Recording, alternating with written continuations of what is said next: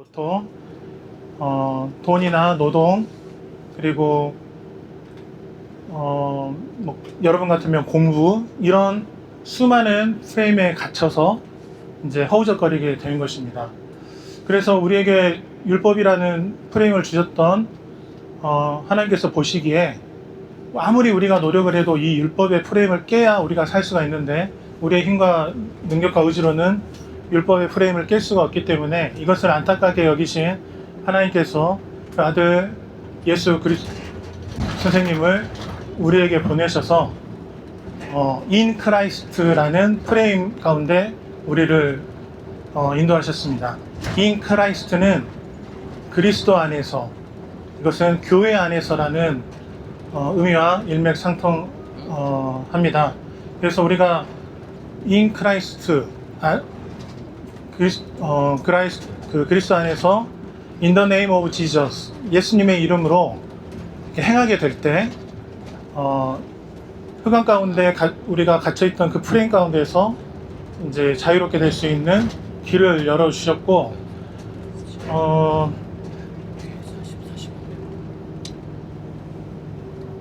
우리가 인 크라이스트 안에서 이제 살게 되면 처음에는 모든 것들이 이 프레임 가운을 깨쳐나가고 하는 것들이 힘이 들게 됩니다. 그렇지만 계속 In the name of Jesus 그 가운데 계속해서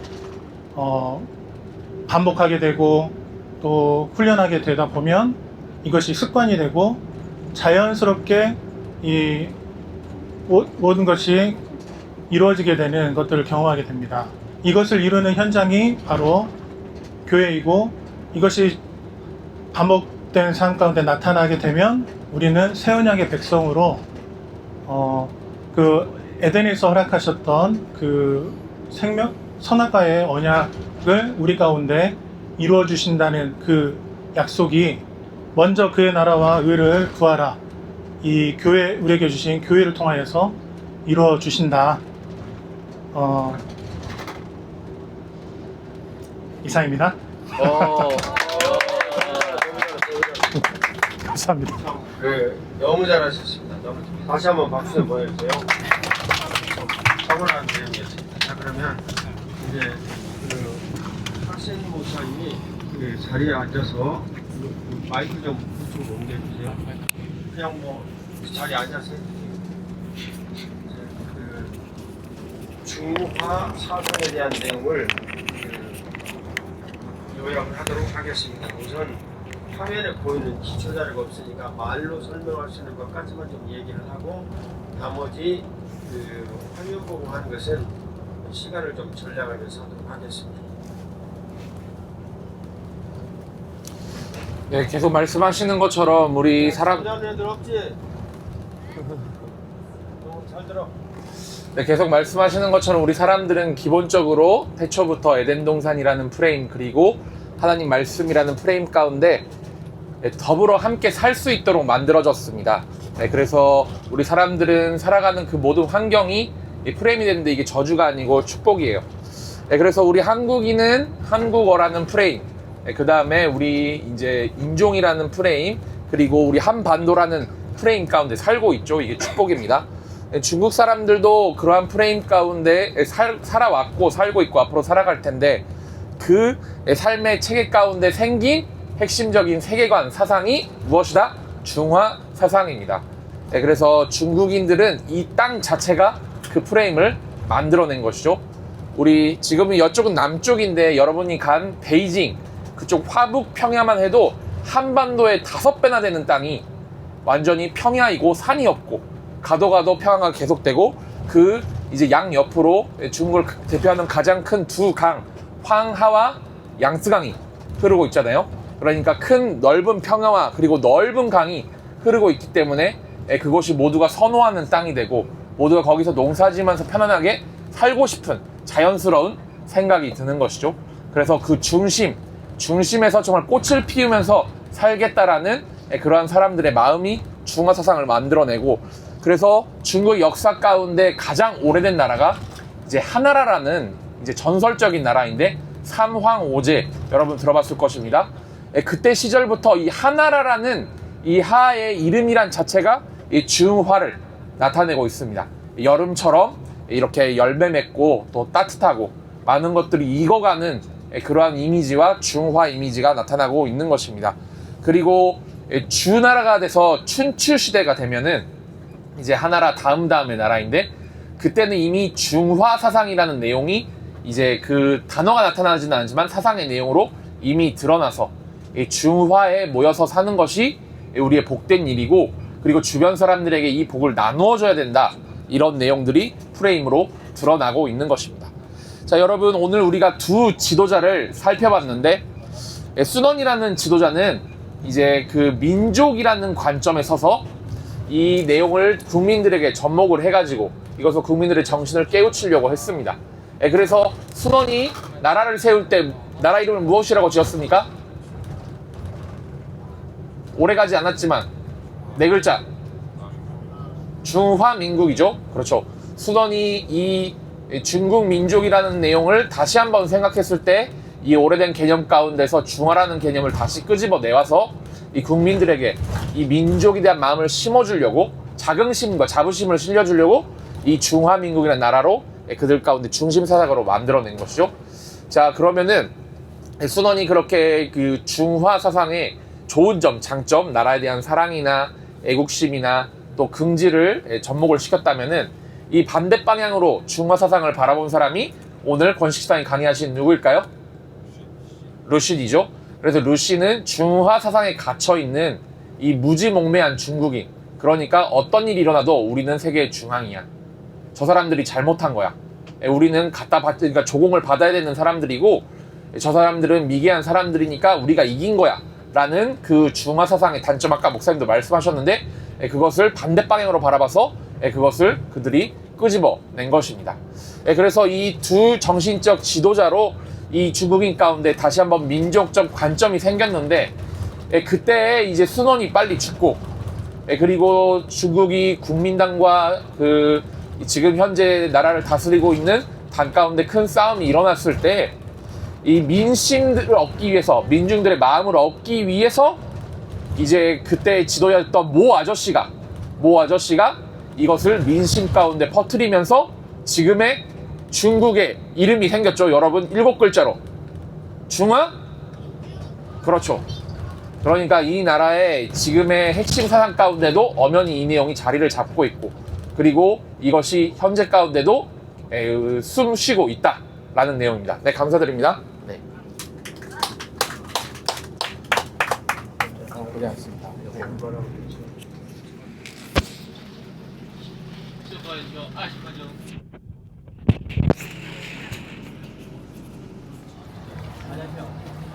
안에 들어가. 안에 들어가. 네.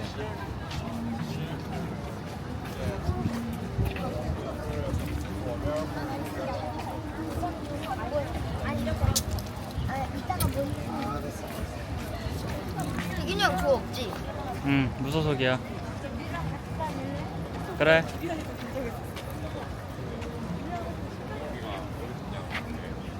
민국 체제 하에 중국 공산당이 처음으로 출발한 곳입니다. 그래서 중국 공산당 처음에 누가 만들었는지 아무도 모르겠죠. 천두슈라는 사람이 만들었어요. 모 아저씨가 아니에요. 모 아저씨는 만든 사람이 아니고, 그때만 해도 아무 사람이 아니었는데, 천두슈라는 사람이 일본에도 유학하고 소련에서 공산주의를 접하고 나서 이거 한번 우리나라에서 해봐야겠다 하면서 만든 거야. 그리고 여기서 이 자리에서 제1차부터 제6차까지 그 공산당의 전당대회를 열었어요. 전당대회라는 것은 공산당의 당 지도자들이 모여가지고 주요직들을 뽑고, 그리고 거기서 당 지도부를 새롭게 뽑는 대회를 말합니다. 지금도 열리고 있어요. 이 자리는 아니지만 상해시에서 열린다고 하는데 지금도 열리고 있습니다. 그리고 지금도 그 공산당의 전당대회가 굉장히 중국에서는 가장 중요한 행사 중에 하나로, 왜냐면은 중국 공산당은 얘들아, 우리가 생각하는, 예를 들면은 우리가 아는 우리 한국의 뭐 국힘당 아니면은 민주당 아니면은 개혁신당 이런 정당이 아니라 원탑의 정치 기관이야. 그러니까 모든 정부, 행정, 그 다음에 시청, 아니면 중성이라고 하지, 운남성, 뭐 사천성, 그리고 뭐 학교 법인, 국립대학, 연구소 그런 거에 모두 당의 직원이 들어가. 그리고 그 사람이 그 기관의 탑이야. 그러니까 시에서는 시서기가 탑이고 성에서는 서기가 탑이고 이렇게 되는 것입니다. 그러니까 그런 주요직들을 뽑는 대회이기 때문에 중국에서 이 전당대회가 굉장히 중요한데 그 첫 시작이 이것이다. 그런데 처음에 공산당이 여기서 생겼을 때는 공산당이 힘이 셌을까 약했을까? 약했어요. 매우 약했. 그 우선 국공내전 말씀하셨나요? 일부 조금씩 얘기 나왔죠. 네네. 시간이 많지가 않으니까 네. 핵심 내용만 전달하고 강의는 나중에. 네, 알겠습니다. 처음에는 이 자리에서 이렇게 전당대 열었을 때는 공산당이 전혀 힘이 강하지 않았어. 그런데 이후에 그 어떠한 모 아저씨가 기회를 잡고 그리고 국민들에게 아까 계속 말씀하시는 프레임을 잘 씌워서 공산당이 지금 이 일당 독재 이 체제까지 온 것입니다. 그 전까지는 매우 약했다. 국민당보다 강했다 약했다? 약했다. 엄청 약했다. 장정이라고 목사님 말씀하시는 거 들었어요? 대장정. 여러분 몇 킬로 도망쳤다고? 많이 도망쳤어요. 1만 킬로 도망쳤다고. 중국 반바퀴 돌아 도망쳤다고. 도망치는 동안 10만 명이 3천 명까지 줄었습니다. 그 정도로 공산당이 처음에는 약했다. 네, 감사합니다. 네. 천두쇼. 4, 50분. 거기 한 2시간 그 정도 자는 1시에 예약을 해놓고 하는데 그러면 거의 1시간 90분 뭐하면 2시 반까지 가도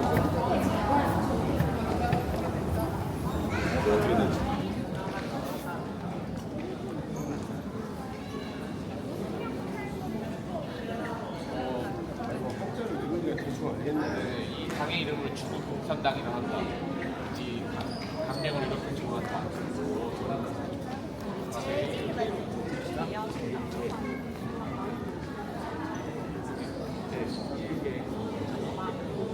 제1계 본당 정령 미일 중국 공산당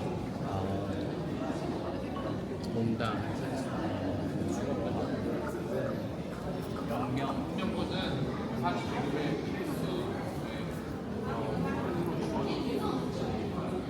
토지들을 몰수하고 그리고 만들어진 제품들과 생산 자료를 없애고 모두 사회적으로 분납하여 공유한다.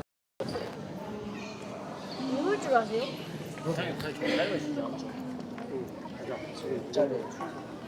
아 들었지? 이게 이건가?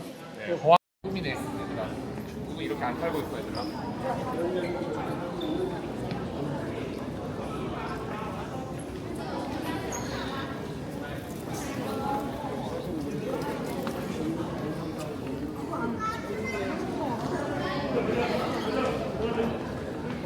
어, 19세기에 중국은 반식민지 반공격국가가 되었다.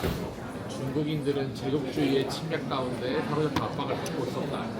그때 국가의 구원이 필요했는데 저 영웅적 항쟁이 필요했다. 그런 얘기 써있습니다. 아니야. 근데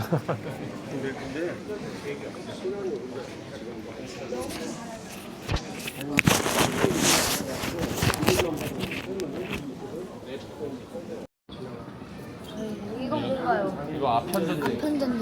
뭔가요? 아편전쟁이야. 아편전쟁에 쓰여진 대포지. 청의. 우와. 남징조야.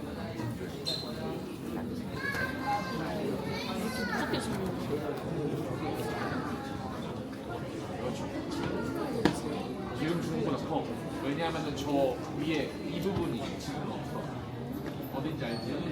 외몽골이라고 하는데 저 부분은 이제 중국이 아니야. 몽골로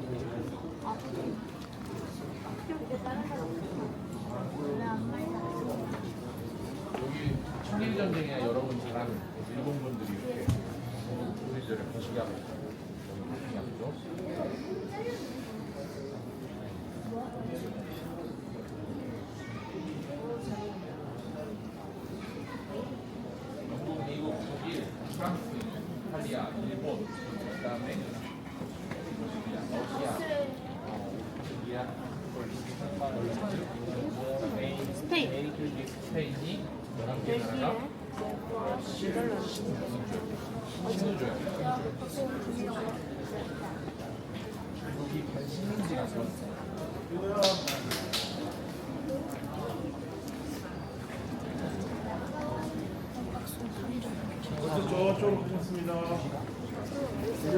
우선 어딨지?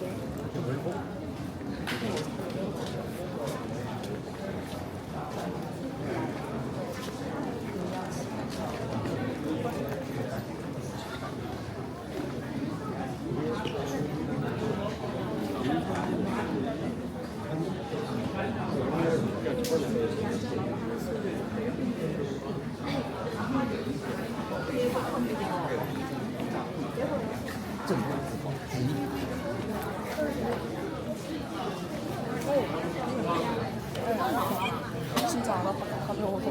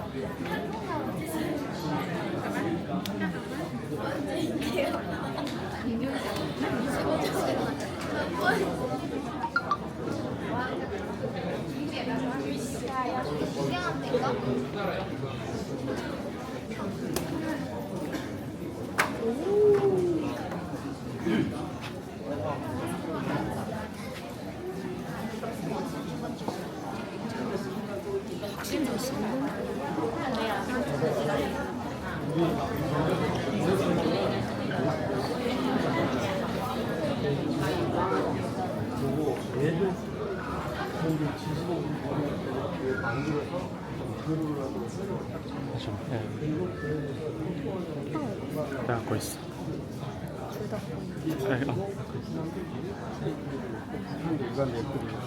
그럼 나중에 안에 북한 사람들 와가지고 한국 예를 들면 사자 들어가는 사람들 다 죽는 거야.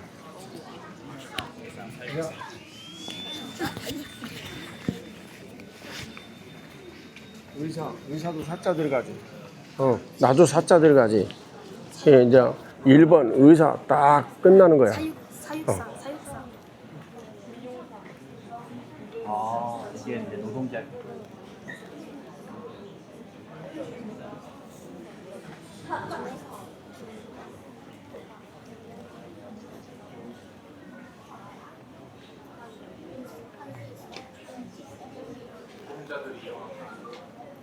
남양 담배를 제조차이구만. 아, 예, 그렇네요. 네. 난양에 있는 형제 담배 네. 공장.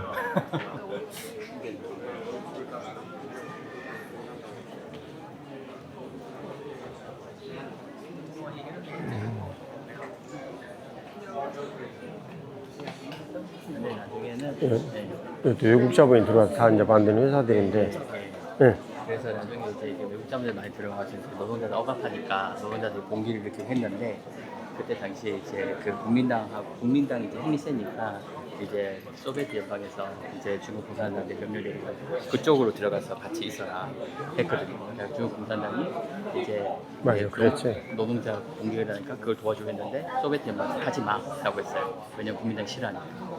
그걸 계기로 이제 노동자 지지를 못 받아요. 중국 공산당.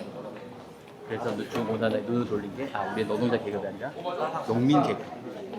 예, 농민 계급을 우리 계몽해야겠다. 이렇게 하면서 이제 변형이 돼요. 참 그게 굉장히 깊은 아이러니더라고. 사실 굉장히 이렇게 연안장정이나 모든 여러 가지 이런 일들이 백성들의 마음을 얻기 위한, 농민들 마음을 얻기 위한 이런 것인데, 그게 이자성이나 아니면 주원장이나 이 모든 사람들이 했던 건데, 근본 이 중국의 백성들은 이 농지 천하 대지보냐라는 이 일들 농것을 이 사람들이 그대로 실천을 해가지고 한 건데, 사실 지금 현재는 그 사람들이 모두 다 천시당하고 있어요. 그렇죠. 이 굉장한 아이러니. 자, 얘들아, 네. 모두 다 자, 가자.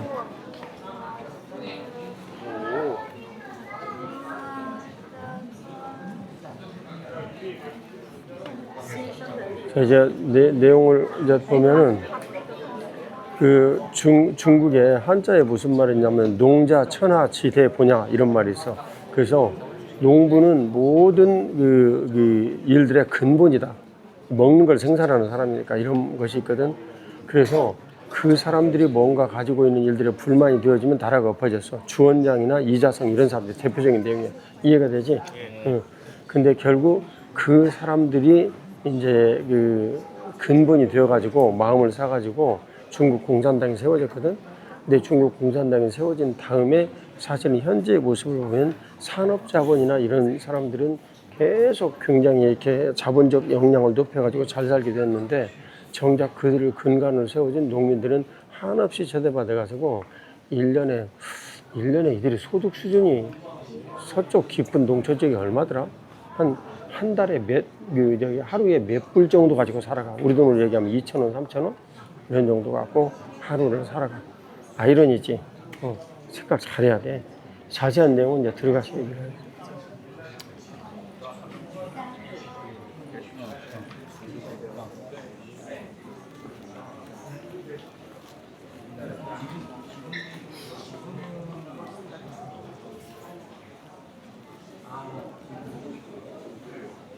여기는 그래도 조금 말이라도 할 수 있어 다행이다.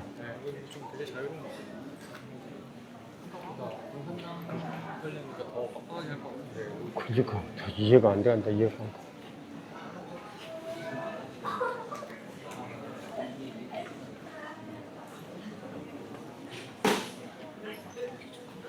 엄청 옛날에 이제 그 공산당이 이제 농민들을 이제 이끌 때 스스로 자기네들이 엘리트 의식이 있었다고 해요. 그래서 그 모 아저씨가 이제 그러지 말라고.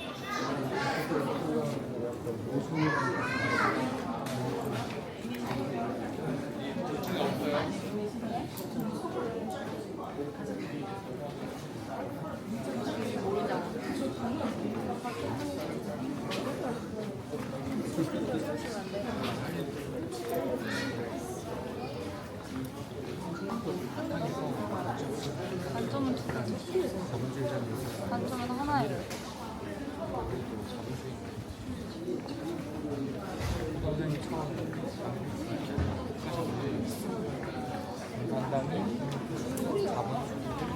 있지 않나요?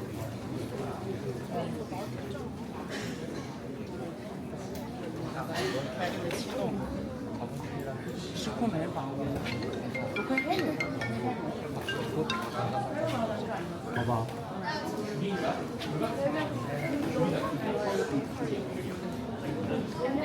맛있겠다.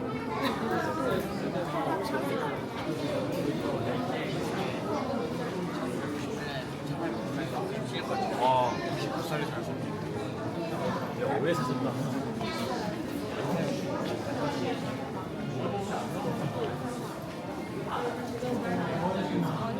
특정 지도자 관련 무슨 약간 학층 비서 나중에. 나중에 네, 30대. 이 사람들이 활약했던 거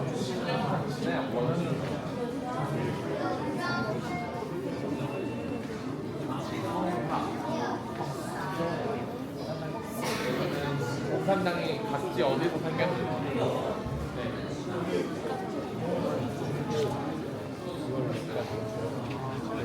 자본주의.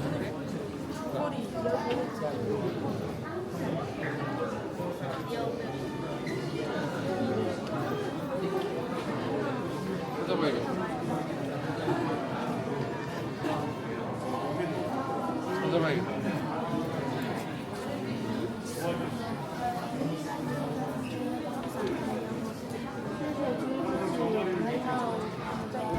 한국말이고 한자를 그대로 읽고 있어요.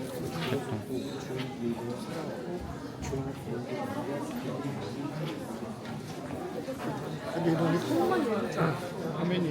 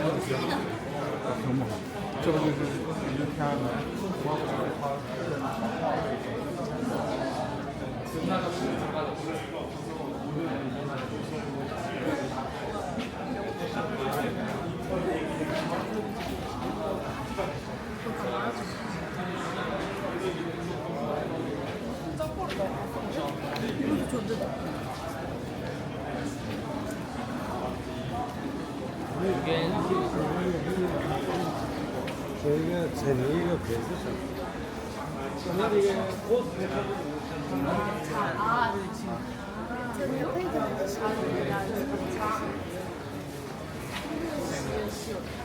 이거는 호아저씨야, 호아저씨. 수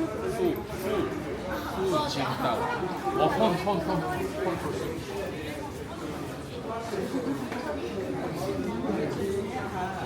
또 멀리가 아니고 getting worse, 더 안 좋은 곳으로 자꾸 연결이 되어진다고. 이해가 되지? 그러면 사고가 점점 더 안 된다라는 쪽으로 자꾸만 가는 거야. 이해가지? 그러니까 그렇게 생각하지 말고 할 수 있다 그래가지고 이제 여기서 도대체 무엇을 해야 될 것인가, 이럴 때 이제 우리가 중요한 게 이제 여쭤보는 거야. 성령 하나님, 여기 꼭지가 뭔가요? 이렇게. 알았지? 오늘. 알았지? 응. 아이, 우리 아들들 너무 똑똑해. 난 우수가 너무나 좋아.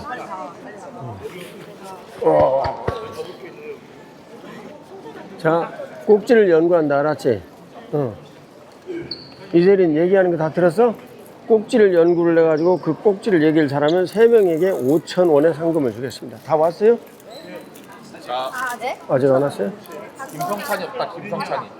김성장 여기 있었는데 김성찬. 5,000원? 소리 안 왔어? 이제 어디가? 문제 저기 있어. 수환이는 안 왔다. 수환이는 안 왔다.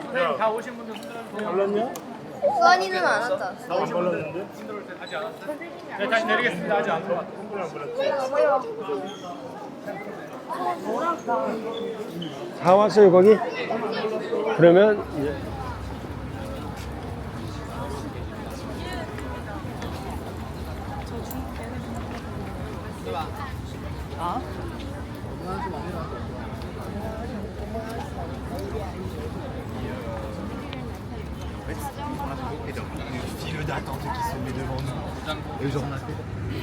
돈이 아무리 많이 들어가든 시간이 아무리 들어가든 힘들고 어려운 일들 아무리 많든 우리에게 주어진 자식을, 우리에게 주신 기회들을 그냥 키우는 거예요. 그리고 나머지는 하는 거예요. 자, 감사히 참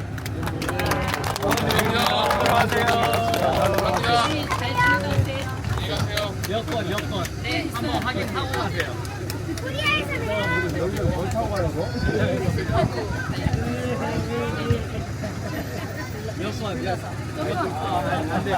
데모 같은 거, 그런 이제 있었습니다. 근데 그때 당시에 이제 이 공산당이 노동자들을 적극적으로 도와주지 못했어요. 그래서 또 그거 관련 또 이제 그때 당시에 또 국민당한테 또 이제 전쟁에서 져서 또 도망치게 됐고, 그런 과정에서 이제 공산당이 이제 우리는 노동자가 아니라 농민 계급을 우리가 이제 계몽을 해야 되는 대상으로 삼아야겠다라고 해서 그때부터 노동자가 아니라 농민 계급으로 이제 대상이 바뀌게 됩니다. 그래서 농민 계급을 이제 계몽하는데 이제 그때 당시에 공산당이 어떤 엘리트 의식이 있었어요. 즉 농민들보다 우리가 더 똑똑하고 우리가 더 그래서 선구자들이기 때문에 이들을 우리가 가르치고 이끌어야 된다라고 생각했습니다. 그래서 모든 만민은 평등하지만은 농민들보다 우리가 더 평등하고 더 힘을 가져야 된다라고 생각했어요. 하지만은 그런 거를 이제 표출을 하게 되면은 농민들의 이제 지원을 받지 못하겠죠. 그래서 그런 것들을 잘 숨기고 있다가 표시하지 않다가, 그래서 모 아저씨도 굉장히 그런 거를 이제 우려하면서 이제 표시하지 말라라고 이제 할 정도로 그렇게 하다가 이제 나중에 이제 1949년도에 이제 지금의 이제 이제 중국이 세워지면서 그때 다시 이제 어떻게 보면은 농민들을 이제 더 보호해주고 더 이제 좋게 해주고 평등하게 하는 것이 아니라 나눠졌던 토지들을 다시 집단 농장을 통해서 다시 다 몰수하고 그들에게 더 많은 농사를 짓게 하고 또 노동자들은 더 많은 일을 하게 해서 그들이 이제 더 힘들게 살아야 되는 그런 상황에 놓이게 됐었습니다. 그래서 어떻게 보면은 좀 아이러니하게 원래 공산주의의 그런 이제 가르침에 따라서 이제 농민과 그리고 노동자들 그런 이제 프롤레타리아 계급이 더 이제 좀 다 잘 살기 위한 그런 것이 아니라 오히려 역설적으로 이제 평등한 만민 위에 더 힘 있는 사람들이 그들을 이제 조정하고 억압하고 예, 그러한 상황이 된 것이죠. 예, 이상 마치겠습니다. 자, 박수. 자, 약속한 대로 5,000원 퀴즈를 진행하겠습니다. 자, 여기 다녀온 다음 내용을 딱 한 단어나 두 단어 뭐 이런 정도까지 요약을 하는 걸 받아들이겠습니다. 자, 시작합시다. 누가 먼저 얘기할까요? 여기 이 장소를 모두 여러분들이 방문을 하고 와서 나는 이 장소를 방문한 다음에 이렇게 생각합니다 하고 간단하게 한 문장으로 얘기해도 좋고 한 단어로 얘기해도 좋고 두 단어로 얘기해도 좋고 그러면 그 중에 3개를 뽑아 가지고 제가 지금 생각하고 있는 것은 딱 2가지가 있는데 그 외에 다른 거 1가지는 여러분들이 생각하는 것 중에서 뽑고 그래 가지고 5,000원 상금을 드리겠습니다. 자, 5,000원. 예, 누구예요? 박다운. 큰 소리를 얘기하지 하나도 안 들려. 사소리 때문에. 뭐라고 얘기했냐? 공산당과 민심. 땡. 또. 그 다음, 하람. 지도자와 정책. 땡. 또. 그 다음, 서율. 뭐라고? 사람. 아, 그것은 뭐 맞는 말이긴 한데 너무 애매해. 자, 그 다음 하연. 민주연. 힘. 땡. 또 노동자. 땡. 또 그 다음 권력. 오케이. 땡. 그 다음 서. 뭐라고 얘기하냐? 공산당. 땡. 너희들 말이야, 내가 가만히 보니까 뒤로 넘어가지고 너 소가 뒷발질 내가지고 하나 밟는다가 아무나 막 얘기해가지고 하나 지금 맞을까 하고 지금 하는 거지. 좀 한번 생각을 좀 해봐봐. 여기서 무엇을 얘기를 해야 될 것인가. 이것은 추상명사라는 것만 알려줄게. 그 다음 추상명사 아닌 것도 있다. 무슨 내용일까? 힌트. 이분들이 추구를 했던 그 삶의 모든 일들이 오늘날 어떻게 구현이 되어져 있는가?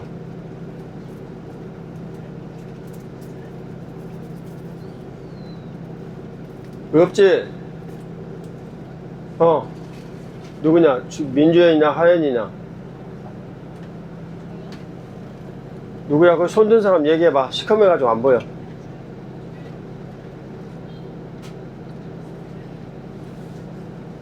민주연 손든 거 아니었어? 응? 평등. 평등을 얘기했지. 평등. 자, 여기 그 공산당 창시자가 뭐라고 그랬어? 이름이 뭐라고 그랬어? 천두슈라고 그랬지. 거기 그 자리에는 지금 현재 동상이 서 있는 그 아저씨는 없었어. 뭐 아저씨는 없었는데 천두슈라는 사람이 지식인들과 같이 이 공산당을 창당을 했어. 자, 내려. 일단 지하 1층으로 내려가 보자.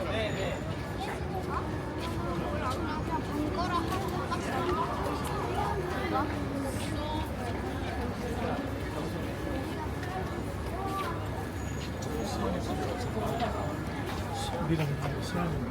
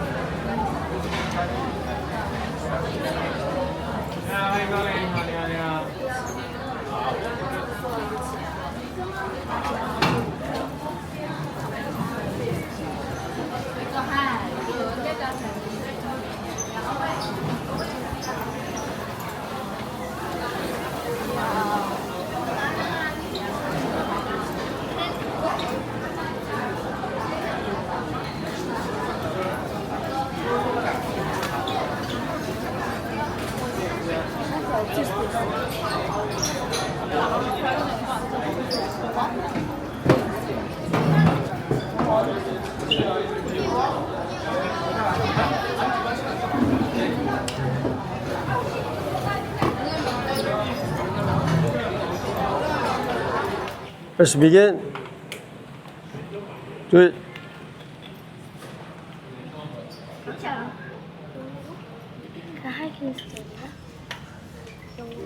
Hello everyone, my name is Louder. Hello everyone, my name is Jian. Today I'm going to talk about my hiking story. Have you ever been hiking? I love hiking very much because it makes me feel much better. Now I'm introduced four amazing mountains I have visited. First, Jiri Mountain. Do you know Jiri Mountain? Jiri Mountain is very tall and far away mountain. It has beautiful forests, waterfalls, and many animals. Second, Temu Mountain. Temu Mountain is in Seoul, so I can visit it often. There are many delicious wild raspberry trees. Third, Sanjeong. Do you know Sanjeong? Sanjeong is inside the Daegalyeong. It is not famous mountain, but it's truly, truly beautiful. In the top of the mountain, the stone that says 백두대간 Sanjeong. It is very good place to taking picture. Last, the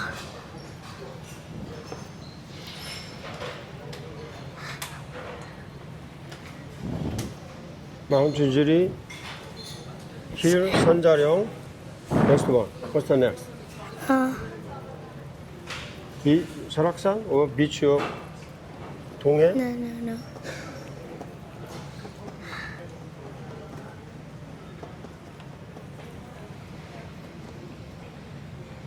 Next is 양평? 주상절리 있는 데였는데. 응? 주상절리 있는 데였는데. 아, 주상젤리. 양구? 주상젤리. 그 주상젤리 공원 있는 데가 어디였지? 너희들 이제 you have been to there. Yeah. No.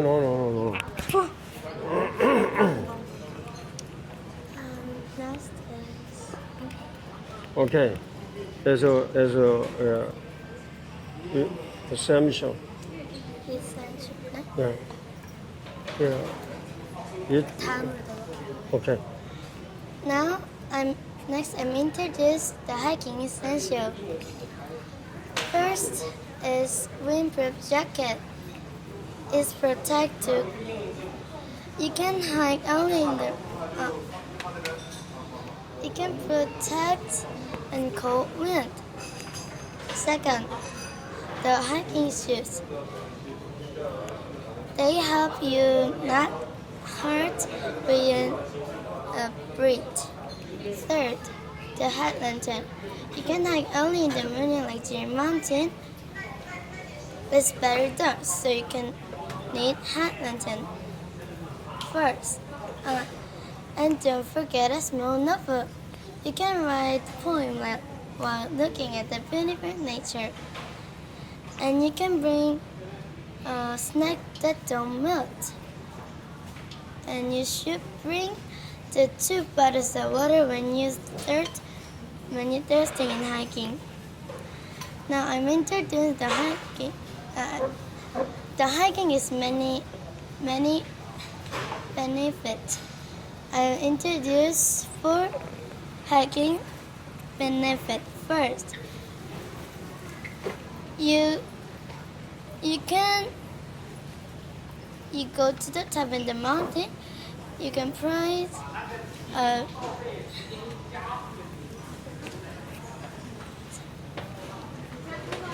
first.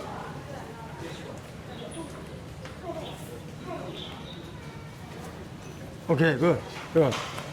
예, 이제 굿자. 자.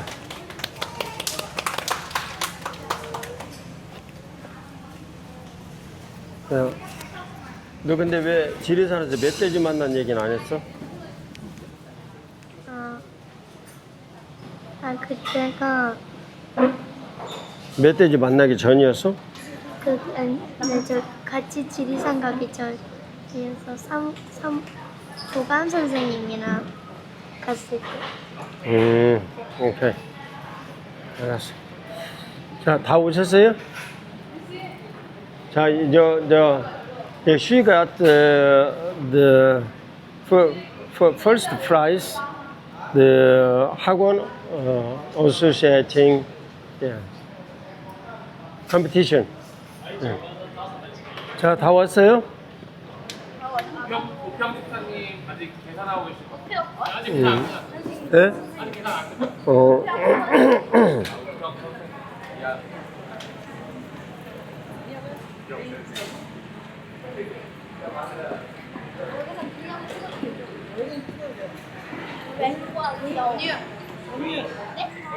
얘기를 안 했어.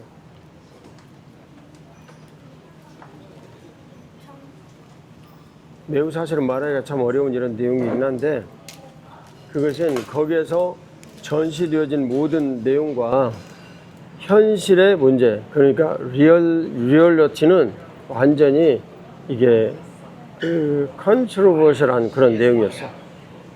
그래서 그 내용을 여러분들이 보면서 느끼는 것이 많았을 거예요. 거기에 창립 멤버로 같이 시작을 했던 한 분이 사실은 돌아가셨는데, 그분이 약 한 10년 전쯤에 이렇게 말을 했어. 우리가 이런 세상을 만들려고 그 고생을 했냐? 이렇게 질문을 했어. 이해가지? 그러니까 거기에서 그들이 꿈꾸었던 모든 것들과 현실의 모든 내용들은 완전히 반대로 되어 있었던 거야. 반대로. 그지? 농민들의 지지를 얻기 위해서 굉장히 애를 썼는데, 실은 농민들을 가장 가난한 사람으로 만들고 말았어. 지금 현실이야, 현실이야. 그러면 그런 모든 문제들에 대한 아이러니를 어떻게 해결을 해야 하느냐?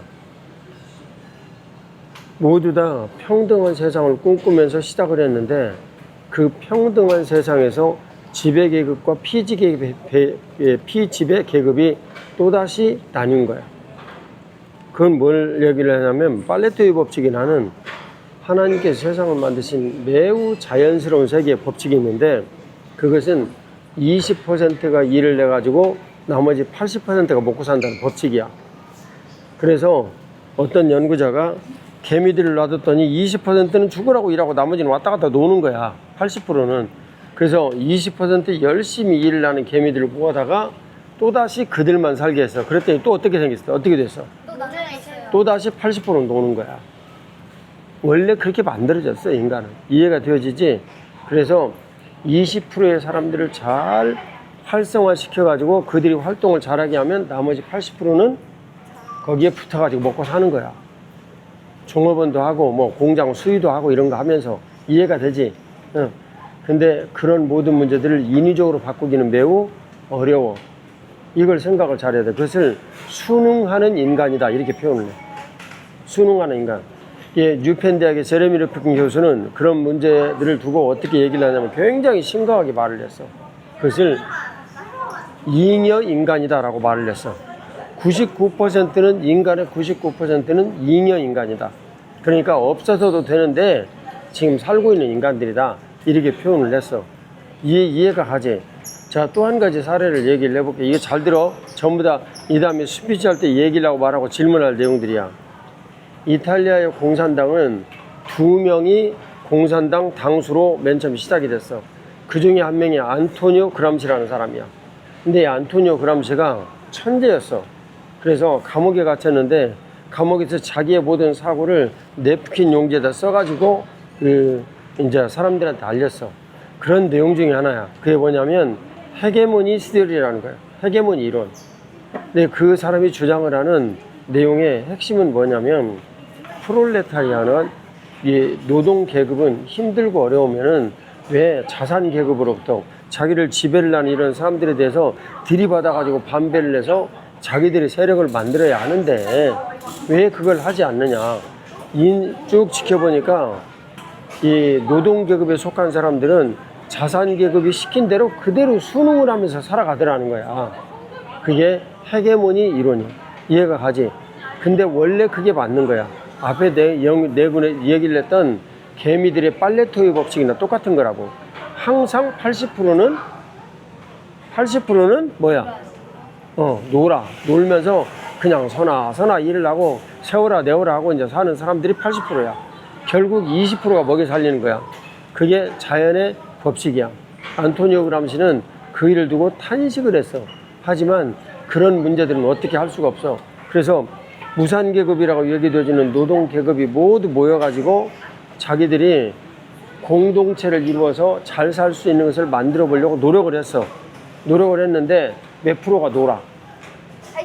80%가 또 놀아. 그래서 북한 협동농농 체제가 완전히 실패해가지고 여러분들이 단동에서 바라보니까 거기 집들이 모두 어떻게 생겼어? 흐름은 옛날에 고가 지붕들이었어. 이해가 되지? 이제 그런 거야. 그걸 몰랐던 거야. 그걸. 창조의 법칙은 원래 그래. 그래서 그런 일들로부터 안 되겠다 싶어가지고 중간에 나오다 보니까 등자오핑 나는 사람이 있었지. 등소평. 이 사람이 흑묘 백묘론을 얘기를 했어. Black cat or white cat. The important thing is catching red. 서양주가 렛이지. 맞나? 쥐가 뭐야, 쥐? 마우스. catching mouse. 흰 고양이든 검은 고양이든 상관없이 쥐만 잘 잡으면 된다. 그래가지고 이념에 대한 문제들을 이런 괴상한 논리로 피력을 해가지고 피해갔어. 그리고 공산주의는 집단 지도체제로 흘러갔지. 집단 지도체로 흘러가고 그리고 거기에 자본주의적 요인을 들이번했는데 현재 그 중국에서 진행되어지는 자본주의는 미국보다도 훨씬 자본주의적이다 이렇게 말을 해. 놀랬지? 실제로 그래. 그래서 여기는 피 튀기는 경쟁을 하고 요 근래 경쟁인 전기차는 거의 중국 제품이 세상을 지배한다 해도 과언이 아닌데 이 전기차가 얼마나 여기서 경쟁이 치열하냐면 전기차 회사들이 정확한 얘기하면 몇백 군데 회사가 있는데 경쟁을 너무너무 피튀기게 해가지고 2개나 3개 정도 남고 다 망해버렸어. 굉장히 자본주의적이지. 원래 같이 살고 나면 망하는 회사가 없어야 되잖아. 근데 안 그래. 너무나 자본주의적 이런 사유로 사유가 변했어. 이해가 가지? 그 나머지는 여기서 말하기는 조금 어려운 내용이야. 근데 아직도 안 끝났어? 자, 일어나서 갑시다.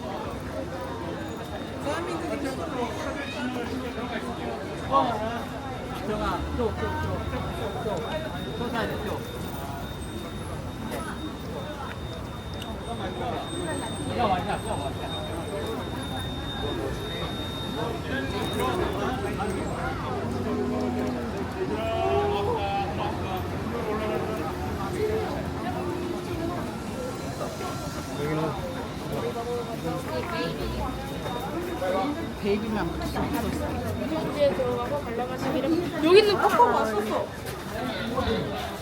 이야.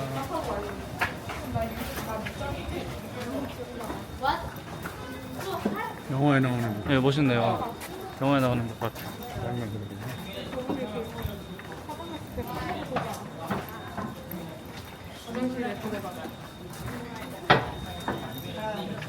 휴지를 방조리에 넣고 종이를 방조리에 넣고 What? 종이를 방조리에 넣고 자, 집중. 우리가 워싱턴에 갔을 때 조선의 초대 영사관에 방문을 했었어. 기억나? 그때 간 사람 한번 손 들어봐. 초대 영사관 워싱턴에서. 다 그랬어? 있어. 그러면 민채도 갔겠구만. 초대 영사관. 기억이 잘. 초대 영사관에 방문을 했었는데 그 당시에 내탕구라는 것은 지금으로 얘기를 하면 은행 통장 그런 내용이야. 내탕구에 있었던 이 자금의 같은 일행이에요. 이미 관람 끝났어요? 저희 애들만 조금 모여서 사진 한 장만 찍고 애들만. 저기 이제 여권 검사 애들 거 일일이 안 하고 그냥 사진 한 장 찍어서 이제 검사했다는 그 용도로. 여기 받아. 오래 셋이. 보이지 마시고요. 이동하세요. 네. 네. 자, 그럼 들었어요. 그때 고종이 생각하기를 루스벨트 미국 대통령의 공주가 한국에 들어왔어. 요즘으로 얘기하면 대통령 딸이지. 근데 당시 사람들의 생각으로는 그걸 왕의 딸이니까 공주라고 생각을 했어. 그래서 그 루스벨트의 딸을 없는 재정 다 들여가지고 극진하게 대접을 했어. 최고의 음식과 함께. 소용이 있었어, 없었어? 없었어. 그래서 문제의 심각성을 깨닫고 이분들이 미국이라는 큰 나라의 도움이 우리에게 좀 필요하다 생각이 되어져서 미국에 3층짜리 영사관을 개설을 했어. 그 당시 금액으로 1년 예산을 치면 그 1년 예산에 반이 그 3층짜리 조그마한 미국의 건물 구입하는 데 들어갔대. 현장에서 내가 들은 얘기야. 현장에 들은 얘기. 김태균도 그거 기억나? 잊어버렸지 또. 국가가 힘이 없다는 것은 이렇게 서러운 거야. 조그마한 워싱턴에 있는 3층짜리 건물 하나 하고 운영을 하는데 조선 국가 재정에 반이 들어갔어요. 반. 이세린 얼마가 들어갔다고? 조선 국가 1년 예산에 얼마가 들어갔다고 3층짜리 집 사는데 반이 들어갔다고 반. 국가가 힘이 없고 연약하면 이렇게 비참하게 돼요. 이해가 됩니까? 지금은 그런 3층짜리 몇 만 채를 사도 우리나라 돈 요만큼만 써도 살 수 있어. 잊지 마라. 너희들이 살아야 될 그 시대에 그런 치욕과 수치는 절대 다시 봐서는 안 된다. 알았지? 정신 차리고 살아야 돼. 정신 차리고. 할 말 있어? 저희 설명합니다. 자, 이 설명하세요. 네. 여러분, 우리가 상해 임시정부 유적지에 와 있는데, 어느 나라 임시정부죠? 대한민국 임시정부요. 대한민국이라는 그 명칭이 임시정부에서 처음 생긴 말이에요. 그 전에는 뭐였죠? 조선이었는데 고종 황제가 되면서 대한제국이라고 국호를 바꿨어요. 그리고 망했는데 우리가 일제 강점기가 시작됐는데 언제 일제 강점기가 시작됐는지 혹시 아세요? 1910년에 한일 강제 합병 조약을 맺어가지고 우리나라가 강제로 일본에 이렇게 병합이 되었습니다. 그런데 이 상해 임시정부는 1919년에 생겼어요. 1919년이 우리나라 역사에서 굉장히 중요한 해인데 왜 그럴까요? 손 들고. 이지연. 맞아요. 악수. 네. 1919년 3월 1일에 3.1절이 생겨서 대한독립 만세를 외친 게 1919년이었어요. 그때 그 운동이 전국적으로 퍼져가면서 우리나라의 많은 독립운동가들이 우리가 독립운동을 시작해야겠다. 그러면서 전국 각지에서 또 해외에서 독립운동이 시작되었는데 그때 했던 3.1운동을 통해서 우리가 힘을 합쳐가지고 정부를 하나로 합쳐서 통합해서 독립운동을 체계적으로 시작해야겠다고 했던 것이 바로 이 임시정부의 시작이었습니다. 1919년 4월 11일에 이 상해에 모여가지고 임시헌장, 헌법, 지금 우리 헌법이 있죠. 헌법에 기초가 되는 거를 발표를 하고 우리 임시정부가 시작이 되었습니다. 1919년이에요. 왜 상해였을까요? 왜 상해였냐면 여기가 일단은 그때 당시는 일본으로부터 영향이 없던 때였고 그 다음에 우리가 이따가 난징 동루라는 곳을 갈 건데 거기가 되게 멋지게 만들어 놓은 거리예요. 거기 가면 이제 그 당시에 프랑스나 영국이나 외국 사람들이 모여 살던 조계지라고 합니다. 조계지. 모여 살던 그런 마을이나 구역들이 많았어요. 그러니까 외국 사람들도 많았고 일제 영향이 적은 곳이어가지고 우리나라 독립운동가들이 상해 지역이 그 당시에 독립운동을 하기에 적합하고 안전하다 해서 여기에다가 이거를 세운 겁니다. 근데 여기 지역은 언제까지 이어지냐면 1932년까지 여기 임시정부 건물을 사용해요. 32년도 우리에게 정말 중요한 시기인데 왜 어떤 일이 있었냐면 32년에 일제가 상해를 침략을 했습니다. 상해 땅에 일본 군들이 침략을 해가지고 전쟁이 벌어졌어요. 교전이 벌어졌고 그 전에 뭐가 있었냐면 이봉창 의사 임시정부에서 한인 애국단이라는 거를 만들어서 우리가 이봉창 의사를 도쿄에서 수류탄을 던져가지고 원래 히로히토 일왕을 암살하려고 했는데 안창호라는 분이 계셔서 안창호라는 분은 정말 대한민국을 이끌 수 있는 이승만 대통령 다음으로 누가 봐도 훌륭하고 인품이 대단한 분이셨어요. 그런데 아이와 했던 약속을 지키려고 일본 경찰들이 깔려있는 지역에 나갔다가 붙잡혀가지고 조선으로 다시 조선 총독부 취하했던 호송이 돼가지고 돌아가셨어. 정말 가슴 아픈 일이지. 이쪽으로 가까이 와. 이분이 미국의 LA를 갔는데 충격적인 사건들이 있었어. 길거리에 갔는데 조선인 2명이 상투를 붙잡고 서로 싸우고 있는 거야. 왜 그러냐고 그랬더니 인삼 판매권을 두고 조선인 2명이 서로 싸우고 있는 거야. 그래서 이거 안 되겠다 그래가지고 LA에 살고 있는 조선인들을 모아서 그분들을 설득을 했어. 그랬더니 이분들이 길거리에 나와가지고 다 청소를 하고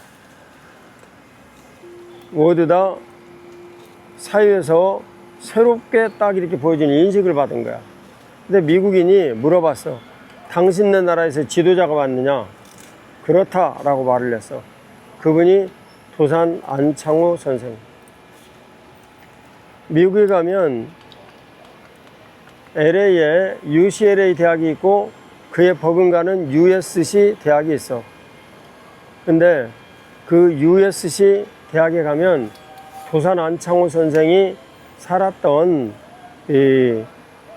진물을 냈던 기념관이 있어. 꼭 LA에 가면 거기를 방문해야 돼. 나는 2번이나 들어가려고 방문을 했는데 2번 다 희한하니 문이 닫혀갖고 못 들어갔어. 그리고 거기에서 USC에서 좀 나오면 큰 인터체인지가 있는데 거기 인터체인지 이름이 도산 안창호 인터체인지. 사람이 어떻게 영향을 미치는지를 보면 알 수가 있겠지. 도산 안창호 선생이 주력했던 것은 교육이야. 그래서 그분 정신을 이어받은 것이 흥사단 아카데미.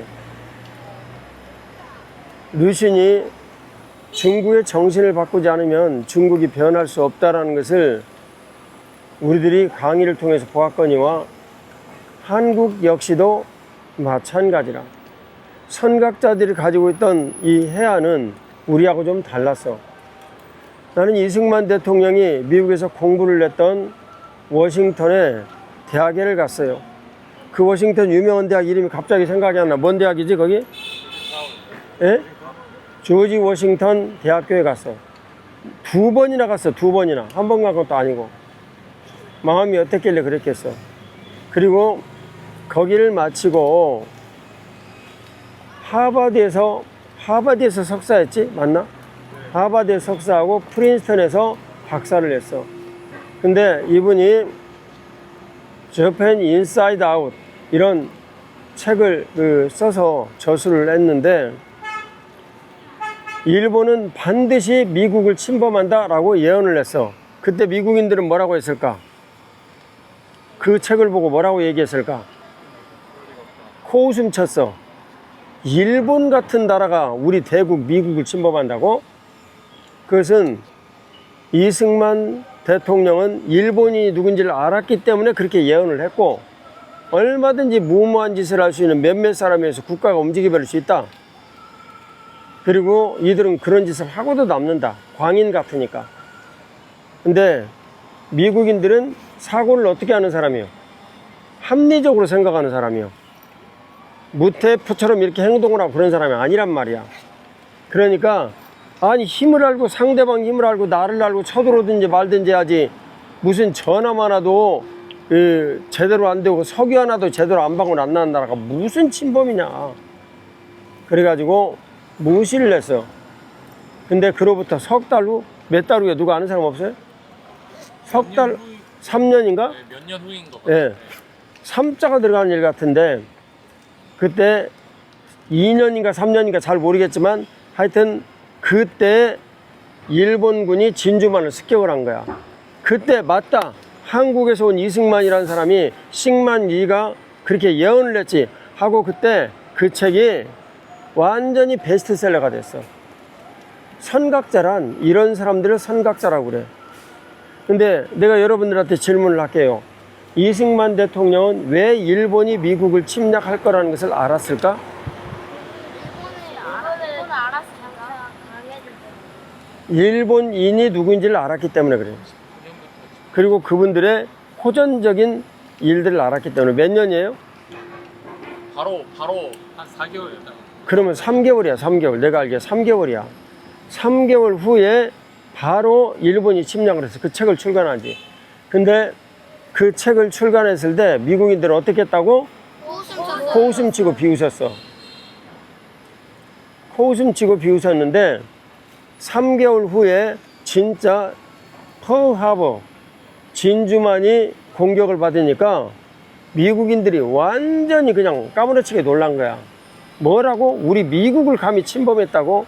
1차 대전 전승국의 대표적인 국가인데. 그래가지고 그 책이 베스트셀러가 되었다. 이승만 대통령은 일본인의 의식 구조를 알았던 거예요. 그래서 가만히 놔두면 이들은 반드시 침범한다. 그리고 미국에 경고해서 너희들 이거 가만히 놔두면 안 된다. 근데 거기에는 일본인의 의식 구조를 알고 얘기한 내용도 있었지만 이승만 대통령은 왜 저펜 인사이드 아웃 이 책을 내가지고 미국인들에게 경고를 했을까? 아는 사람? Why? 미국이 우리나라에 언젠가는 투자할 거라는 걸 알고 있어요. 우리나라 뭐라고? 미국이 언젠가는 우리나라에게 필요할 때가 오는. 상당히 근접한 질문인데 또 다른 사람 정말 대답 잘했어. 선원 또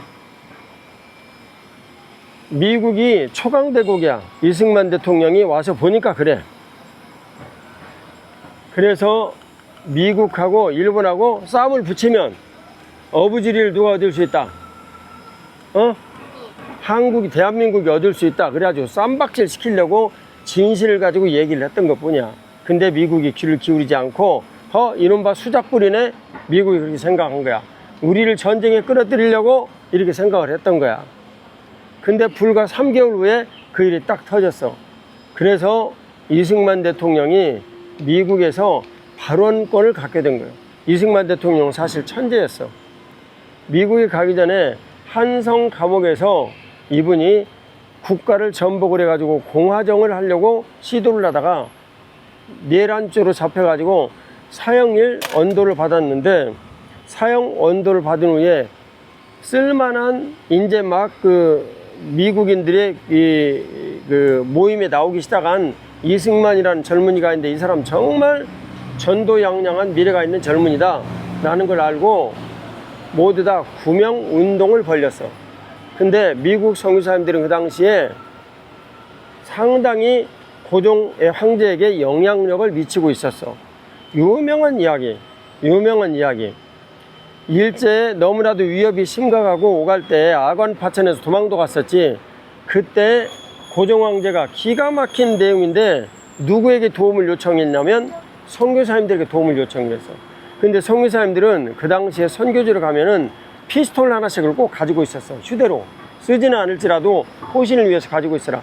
그래서 선교사님들이 고종 황제 요청을 따라서 거기 들어가 가지고 피스톨 가지고 가드를 섰어. 이 기가 막힌 진실을 우리들은 알아야 된다 그 말이에요. 알겠습니까? 그래서 고종 황제가 그 미국 선교사님들한테 도움을 받은 게 있기 때문에 요청을 들어줬어. 이승만이라는 사람을 죽이지 말고 무기로 이렇게 살려둬라. 그래가지고 이승만 대통령이 살아남은 거야. 그 당시에 미국에 가가지고 도움을 좀 요청을 하려고 그러는데 영어를 할 수 있는 사람이 있어야지. 그래서 누가 영어를 하는가 그랬더니 이승만이라는 사람이 영어를 잘한대. 천재였어. 뭐 영어 기가 막히게 잘했어. 선교사들한테 배워가지고. 그래서 이분을 미국으로 파송을 했는데 간 그 사이에 뭐가 돼버렸어? 한일합방이 돼버렸어. 그래서 미국에서 이분이 남아가지고 조지 워싱턴대 순식간에 공부해가지고 대학 넘어버리고, 또 하버드 가가지고 순식간에 석사 마치고, 순식간에 프린스턴에 가가지고 박사 마치고 그런 거야. 그런 가운데 총각으로 나이가 많게 되었지.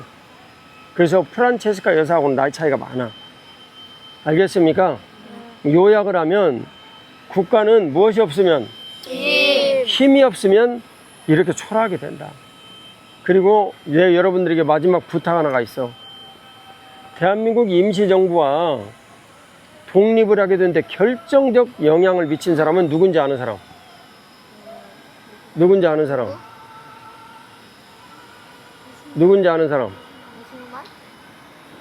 장제수 총통이야. 장개석. 이 사람이 결정적 영향을 미쳤어. 독립에 대한 것들도 그렇고 모두 다. 여러분이 알다시피 포츠담 선언이나 거기에서 이면으로 각 나라를 또 독립시킨다라는 조그만한 조항이 하나가 있었어. 그 일로 전쟁이 끝난 다음에 이 나라도 독립시켜야 된다는 근거를 그걸로 제시를 해가지고 한국이 독립을 했어. 알겠습니까? 사실은 우리가 여러 가지 여건으로 그분에 대한 것들을 잊고 있을지라도 고마운 마음을 잊으면 안 돼. 은혜를 보는 사람은 안 돼. 근데 우리가 정말 큰 잘못을 했는데, 그래서 대만에 갔을 때 나도 그분이 묻혀있던 곳에 가서 내가 기독교인으로 절할 수는 없지만 잠깐 예를 피하고 왔어. 은혜를 잊어버린 사람은 도적이나 똑같아. 근데 우리가 맨 처음에 그 나라와 그 섬나라와 수교를 해서 정동에 이 외교부가 있었어. 굉장히 금싸라기 땅이야. 땅도 넓고. 근데 세상에 이 미국, 일본이 수교를 하고 나니까 안 되겠다. 우리도 수교를 하자. 그래가지고 수교를 하면서 24시간 내에 떠나라는 최후 통첩을 했어. 이건 외교상으로도 있을 수가 없는 일이고 진짜 배은망덕한 행위였어. 잊어버릴 것은 잊어버리되 이런 건 잊어버리면 안 돼. 훗날 내 개인적인 생각에는 국가에서 공식 사과해야 돼. 이 문제. 자, 출발합시다.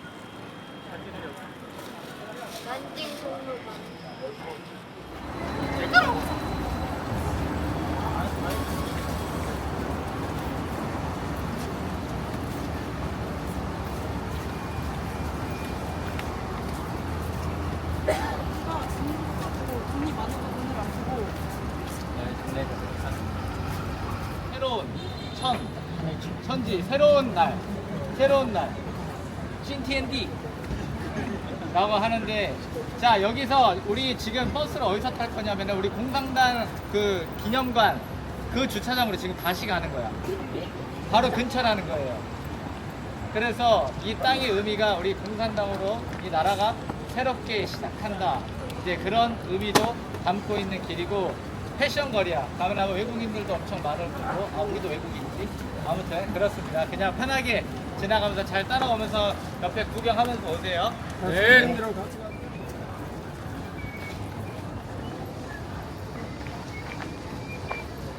우와, 오늘 엄청 시원해. 아이스크림 진짜.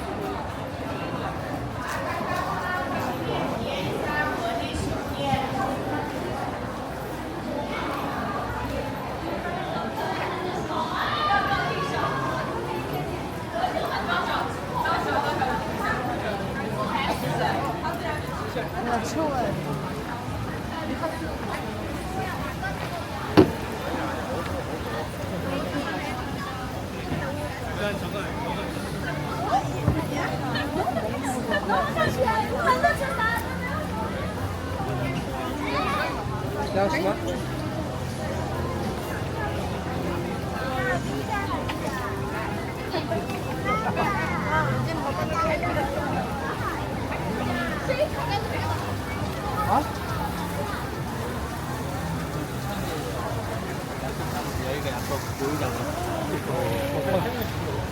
그냥 적혀있지 않아서 모르겠는데, 보통 여기서 이렇게 하고 나중에 저기서 놀게 그리고 약간 조심. 就是必须有5万的地方。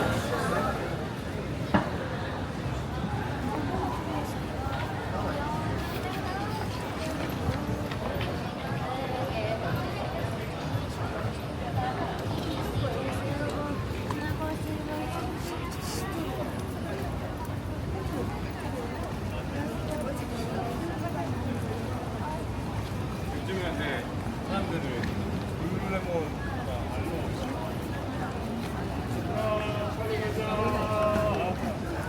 앞으로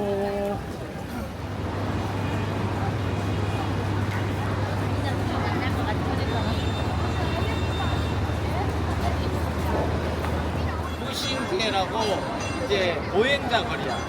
자 여기서 보이면 이렇게 가로길 쭉 이 길을 쭉 따라가면은 강이 나와요. 우리가 오늘 볼 때.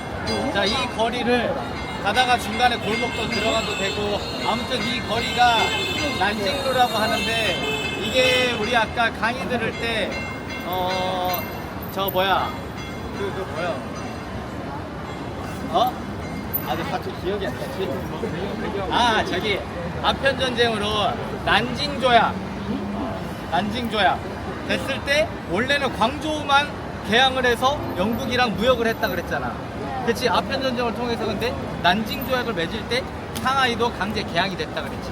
그때부터 이곳을 중심으로 서양화가 되기 시작한 거야. 뭔 말인지 알았지?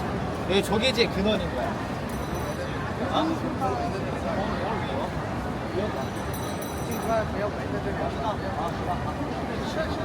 내가 신경 안 써. 네, 아무튼 그래요. 아무튼 이 거리를 저희가 이제 사람들이 많이 돌아다녀요. 그래서 보이면은 건물들도 많이 보일 거고, 이 거리를 꼭 외국인들 여행 오면은 가는 거리. 그렇습니다. 간단히 소개하고 다시 이동하겠습니다.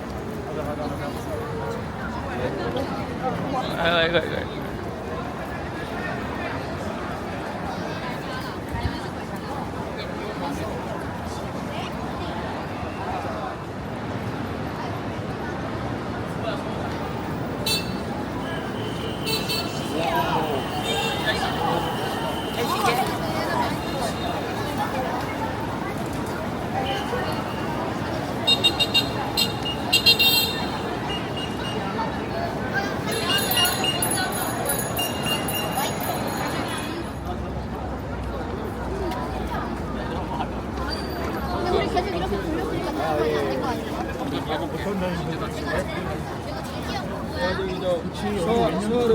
서울은 이미 그 주가나 중학교 다 나눠 먹었어.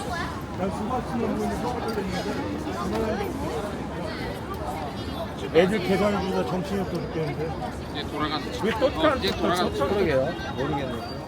우회전을 할 거야. 그러면은 지금 왼쪽에 타 있는 사람들, 그 사람들 옆에 강변이 보이면서 야경을 보면서 유람선 선착장으로 가게 될 겁니다. 자, 지금부터는 자, 뭐 복잡한 거 없어. 자, 눈만 열심히 뜨고 구경 많이 하세요. 알겠죠? 예. 가만히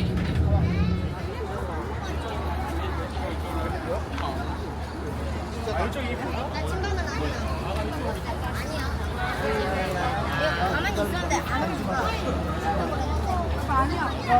거기 앉잖아. 그래서 네가 여기 딱딱하게 눈으로 그냥 쏙 조심해야 되겠지. 그 다음에 아까 정창진하고 누구하고 고르분에 불가능하게 했잖아. 정창진이는 나 박성훈 어디 갔지? 여기 나. 야, 진짜 아니 박성훈 내가 물건 산 것을 정창진한테 조금 올려받아갖고 팔려고 했다며. 아, 조용히 해봐. 그러니까 너는 얼마에 샀어? 8위안에 샀는데 얼마에 이게 샀던 거야? 사람 28위안이라고 불러가지고. 28위안이라고 그러면 12원 차이. 조용 좀 해. 그러면 얘를 대상으로 그 장사를 한 거야. 정당하지. 내가 사가지고 가서 얘한테 돈 올려가지고 파냐고. 너는 돈 올려가지고 파는 값으로 내가 사고 싶다 그러면 얘가 가서 실컷 흥정해가지고 먼 거를 사가지고 왔으니까 너는 그 자리에서 가만히 앉아서 사잖아. 그러니까 네가 당연히 12원 보내고 사고 그러니까 사기 싫으면 안 사는 거고. 그냥. 근데 잠깐 조용히 해봐. 그 얘는 정당한 거래를 요청을 했어. 근데 만일 정창신이 이게 원가로 산 거냐 이렇게 물어봤다면 너가 원가로 산 거라고 말을 했다면 너는 거짓말이야. 얼마냐고 물어봤어. 그러면 20 조용히 해봐. 이 입에다 이렇게 손대면 세금이 옮겨진단 말이야. 근데 얘가 얼마냐고 물어봤는데 내가 8위안에 사는데 23위안이라고 그랬어. 그러면 13위안에다가 15위안에 이익을 남긴 거야. 네가 살 수 있으면 사는 거고 사기 싫으면 안 사는 거야. 근데 네가 원가에 얼마냐라고 물어봤는데 얘가 원가를 23위안이라고 뻥친 거지. 그건 내 친구를 대상으로 뻥친 거야. 그건 잘못한 거지. 누가 잘못했어? 목사님 얘기한다고. 손바닥 내. 와, 그렇지. 이제 가.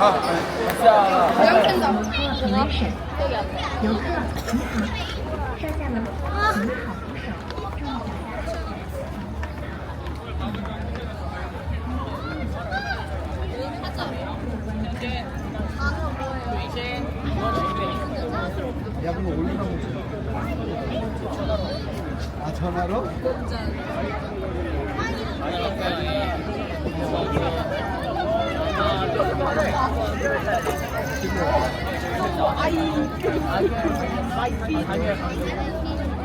선생님들 자기 아이들 체크해 주세요. 핸드폰 안 잡아서 잘 안 나온다. 잘 나와. 화장실 갔습니다. 맞아, 안 나와. 이거 누가.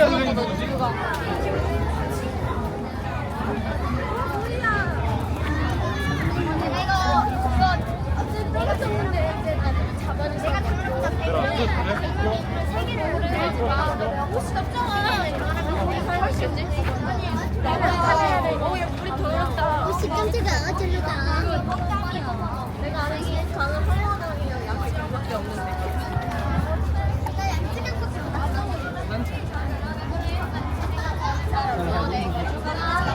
텔레비전은 보고 점심도 앞으로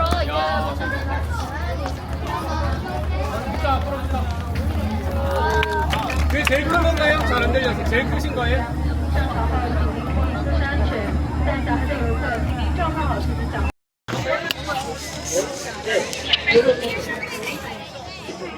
자, 앉으세요. 잘 들리는데? 높아야 돼 3번. 너무 잘 들리는데? 아, 이건 마이크예요? 피마이크. 아, 마이크. 네, 지금 우리 타겟 배는 한 300여 명을 수용할 수 있는 큰 배로 되어 있고요. 이 배를 봤을 때 우리 타는 시간 소요는 1시간 정도 타게 되어 있습니다. 그래서 지금 배가 앞쪽으로 해서 바로 유턴해 갖고 반대방에 저쪽 왼쪽 편으로 해서 한 30분 정도 이동하셨다가 다시 반대편으로 올라오게 되어 있습니다. 그래서 한쪽에서만 봐서도 충분히 앞돌 쪽을 다 볼 수 있게끔 되어 있고요. 그래서 상해에 대해서 간단히 설명을 드릴게요. 지금 보시게 된 황포강이라고 하는데 이 황포강이 바로 상해 중심에 있는 강으로 되어 있습니다. 이 강으로 인해서 상해가 발전하게 된 거로 되어 있고요. 그래서 이 황포강을 잘 두고 포동, 포소로 나눠져 있습니다. 지금 저쪽 반대편 보이시는 것이 바로 포동이라고 불립니다. 이 황포강 동쪽에 있다고 해서 포동이라고 불리고요. 저 뒤쪽 편에 있는 데가 바로 포소라고 합니다. 그래서 우리 서울에 봤을 때 강남, 강북으로 나눠졌죠. 그래서 포동이 바로 강남이라고 보시면 되겠고요. 포소가 강북이라고 보시면 돼요. 그래서 1990년도 전까지만 해도 저쪽 포동 지역은 거의 벌판이었다고 보시면 돼요. 일반 서민들이, 백성들이 살던 집으로 주로 되어 있었고, 심지어 농사를 짓던 그런 마을이었었는데, 요 20여 년, 30년 가까이 돼갖고 저렇게 엄청스럽게 빠른 속도로 발전해왔다고 보시면 되겠습니다. 사실 중국 거기 되면 1980년도부터 시작해서 개혁개방 이후에 갖고 엄청난 빠른 속도로 발전을 해왔는데요. 초반에 제일 처음으로 개혁개방을 해온 지역이 바로 광주라는 지역입니다. 두 번째가 바로 이 상해로 되어 있고요. 상해가 이만큼 빠른 속도로 발전할 수 있었던 원인 하나 중에는 중국의 짱즈민을 아시죠? 그분이 바로 상해 속의 출신입니다. 상해에서 당서기로 있다가 중앙에 올라가신 분인데 바로 그분이 바로 상해를 발전시키자 해서 저 포동이 있는 지역을 갖다 투자를 해왔었고, 저 중국 정부에는 투자하기는 힘들고 해서 최초로 제일 많이 투자 기업들을 끌어들였던 지역이 바로 홍콩하고 대만 기업들이 제일 많이 들어왔다고 보시면 되겠습니다. 그래서 1990년대 초반에 대만, 홍콩의 투자로 인해 갖고 저만큼 빠른 속도로 발전을 해왔었고, 가운데 주세요. 그쪽이 안 들려. 네, 제일 빠른 속도로 발전해와서 그때 당시 대만하고 홍콩에 제일 많이 투자했다고 보시면 되겠습니다. 그 이후로 해서 우리 한국 기업들도 많이 들어와 있습니다. 이제 이동하시면서 보게 되면 건물 하나에 미래에셋이라고 적혀져 있는 건물도 보일 겁니다. 이건 또 뭔데? 이 tanga인가? 에이, 시원하 진짜 이거. 그래서 미래에셋 건물도 보일 건데요. 그때 당시 미래에셋 회사에서 직접 투자를 해갖고 그 지은 건물이라고 보시면 돼요. 또 지금도 그 건물이 남아져 있습니다. 그래서 대표적인 건물이라게 되면 저기 보이는 빨간색 아직도 잘 안 보이는데요. 저기 뾰족한 건물 있죠? 지붕만 보이게 되는데 불빛이 빠딱빠딱하는 동방명주 타워라고 합니다. 저기 오로라 건물 뒤쪽 편에 동방명주 타워라고 하는데 상해를 상징하는 건물로 되어 있습니다. 왜서 동방명주라고 지어졌냐면요, 상해를 봤을 때 중국 지도에서 보게 되면 제일 동쪽에 위치하고 있고, 명주, 그래서 동방에 이름을 지었고, 명주라게 되면 진주에서 제일 큰 알맹이를 갖다 중국에서는 명주라고 불립니다. 중국의 황제들 모자 위에 보게 되면 진주가 걸려있죠. 그런 걸 갖다 명주라고 불러봤었고, 제일 값지고 제일 빛나는 도시라는 의미도 인해 갖고 동방명주라고 이름을 지었었다고 합니다. 1994년도에 중국 자체에서 설계하고 중국 자체에서 투자해서 지은 건물로 되어 있습니다. 저기도 역시 송신타워인데요. 저 세 번째 곳까지 올라가서 볼 수 있는 조망대로 만들어지는 그런 관광지도 지금 오픈되어 있고요. 그리고 이제 저 동방명주 타워 쪽에 이제 건물들이 보일 때 설명을 간단하게 말씀드리겠지만, 맨 위에 구하고 맨 아래 구 사이에 작은 구가 4개가 있습니다. 그것도 역시 호텔로 되어 있어요. 유일하게 호텔룸 4개밖에 없습니다. 하룻밤 투숙 제일 싼 구가 우리 한 푼으로 2만 원이면 400만 정도? 한다고 보시면 되겠고, 전부 다 스위트룸으로 되어 있습니다. 룸 4개밖에 없다 보니까 예약하기 쉽지 않다고 보시면 되겠고요. 그래서 최초로 포동을 개방을 하면서 제일 처음으로 지어진 건물이 바로 저 동방명주 타워로 되어 있습니다. 그 뒤로 인해 갖고 저기 뾰족한 건물 있죠? 대만에 있는 타워처럼 뾰족한 건물이 있는데요. 저 88층 건물입니다. 88 빌딩이라고 하는데요. 저 건물도 1996년도에 투자를 해서 지원 건물로 되어 있습니다. 그래서 54층부터 시작해서 87층까지는 그랜드 하얏트 호텔입니다. 오픈한 지 오래돼갖고 좀 낡았다고 하지만 전망대가 좋다 보니까 아직도 많은 관광객들도 조금 여유 있는 분들은 많이 찾아주는 그런 호텔로 되어 있고요. 그리고 여기 제일 높은 건물 있죠? 상해센터라고 합니다. 121층 건물입니다. 아까 여기 분하고 선생님하고 얘기를 하다 보니까 내일에 저기 타워로 올라간다고 하는데요. 저기도 전망대가 되어 있습니다. 네. 상해에서 제일 높은 건물이라고 보시면 되겠고요. 바로 상해 루자주의 그룹에서 투자를 해갖고 지은 건물로 되어 있습니다. 그리고 그 건물 뒤쪽 편을 보게 되면 파란색으로 기둥으로 되어 있는 건물이 있죠. 항상 외국분들 저 건물을 보시게 되면 병따개 건물이라고 합니다. 병따개처럼 생겼다 해갖고요. 저 건물 봤을 때 일본에서 투자를 해왔습니다. 구멍이 뚫려져 있을 겁니다. 맨 위에. 저 건물 처음에 설계할 때는 원형 구멍이 뚫려져 있는 건물을 갖다가 설계를 해왔다고 합니다. 원형이라게 되면 일본을 대표한 데 갖고 상해시정부에서 허가를 안 내줘서 제가 다시 설계한 것이 사각형 구멍 뚫려지는 건물을 설계하고 오픈한 그런 건물로 되어 있고요. 저 건물도 위층은 64층부터 시작해서 맨 위층까지는 역시 하얏트 파크 하얏트 호텔로 되어 있습니다. 그래서 이제 말씀드렸던 그 4개 건물이 바로 상해 포동에서 대표적인 건물이라고 보시면 되겠고요. 그리고 요 맞은편에 보게 되면 맨 위에 우리 똑같은 건물 3개 있죠? 역시 아파트입니다. 상해에서 제일 비싼 아파트라고 보시면 돼요. 그래서 아래층은 면적이 작은 아파트인데요. 위층에 보게 되면 불도 꺼져 있지만 조금 창문이 좀 크죠? 복층으로 되어 있습니다. 저기가 제일 비싼 거 우리 한국으로 환산하게 되면 한 240억 정도 한다고 합니다. 네, 아파트 가격이. 그래서 웬만한 사람들은 살 수 없는 아파트지만, 저 보시게 되면 많이 불이 꺼져 있어요. 그래서 들어보게 되면 유명한 중국의 부자들도 사신 분들도 많겠지만, 많은 배우들도, 유명한 배우들도 저쪽에 아파트 사는 사람들도 많다고 합니다. 그래서 주로 이쪽에서 생활을 안 하다 보니까 불 꺼져 있는 집들도 많이 보이게 되고요.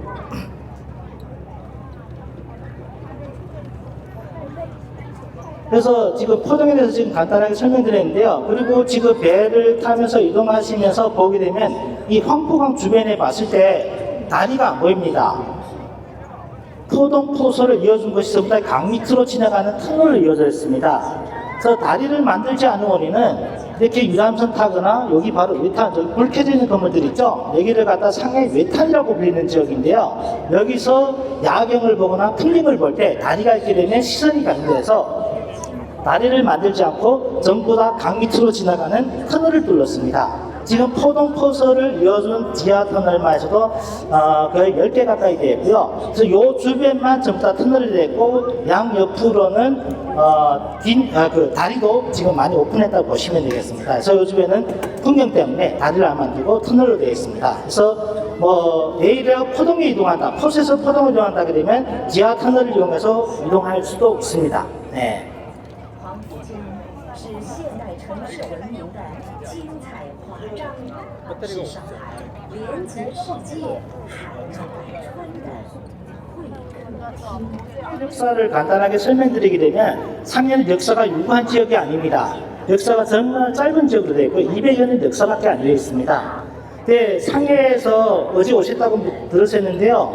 상해를 봤을 때 다니면서 차 남발을 보게 되면 30은 호자가 적혀져 있을 겁니다. 상해를 약칭하는 글로 되어 있어요. 상해를 왜서 호라고 불리냐면 상해도 예전에 이 지역이 역시 전부 다 바다였다고 합니다. 바다였으니까 당연히 어부들이 많이 생활했을 거 아니에요. 그 어부들이 고기 잡이하던 도구가 그 산수변 호자 비슷한 도구를 많이 이용했다고 합니다. 그래서 그때 당시 상해를 호라고 불렸었고, 후에 바다에서 올라온 땅이라서 올라온다는 상사 바다 해자를 써갖고 상해라고 이름을 지었었다고 합니다. 네. 그래서 상해 역사는 유구하지는 않지만 정말 최고 속도로 빠른 발전을 해올 수 있었던 원인 중에 하나도 아테네 때 8개국이 상해를 침략하면서 최초로 8개국 문화를 제일 먼저 유럽 문화를 받아들였던 것이 바로 역시 상해로 되어 있습니다. 그래서 그때 당시 최초로 중국의 철도가 만들어진 것도 바로 상해도였고요. 청나라 때. 네. 그래서 그런 문화를 받아들이다 보니까 정말 빠른 속도로 발전해 주셨던 또 원인 중에 하나가 되어 있습니다. 그래서 이제 말씀드렸던 저 유럽식 건물도 역시 8개국이 신라를 들어와서 자기 나라 땅이라 갖고 지어놓은 건물도 되어 있습니다. 전부 다 석재 건물로 되어 있고요. 지금까지 50여 개 건물이 남아져 있습니다. 그래서 지금 전부 다 저 건물도 보게 되면 조명이 정말 아름답게 되어 있는데요. 전부 다 금융, 은행이라든가 호텔이라든가 이런 건물로 지금 사용하고 있고요. 그래서 저기 녹색으로 된 뾰족한데 녹색으로 된 건물 있죠. 저쪽 앞에 보시게 되면 유럽식 건물 중에 하나 보이는데 제일 특이하게 보니 역시 호텔입니다. 화평 판점이라고 하는 건데요. 상해에서 제일 처음으로 세워진 호텔로 되어 있습니다. 그래서 이 황토강 유람선을 타면서 이런 야경도 유명하지만 사실 더 유명한 것은 이 유람선 타면서 100여 년 전의 건물하고 근래 건물 갖다가 비교하면서 볼 수 있기 때문에 정말 유명하게 알려진 것이 바로 이 황토강 유람선이라고 보시면 되겠고요. 그래서 조명을 갖다가 이렇게 비춰서 갖고 예쁘다고 하지만 홍콩 다녀오신 분도 아실 겁니다. 한때는 어떤 얘기가 있었냐면 홍콩 야경은 100만 불 야경이라고 하지만 상해시 야경은 1000만 불 야경이라고 얘기 나올 정도로 이렇게 유명하게 알려진 것이 바로 상해 야경으로 되어 있습니다. 是目前世界上最重的海市就在夜质量法。 위에 날라가는 거? 모르겠어요. 저희 롯데월드 타워가 주거층 제일 비싼 게 340억. 저기 별 하나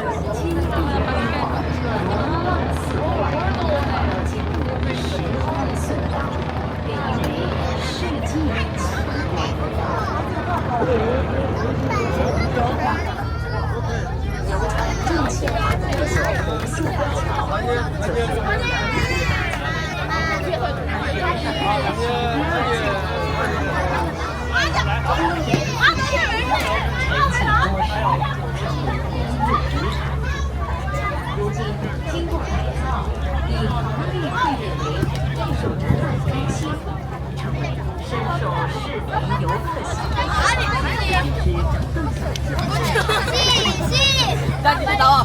야 소리야 나와.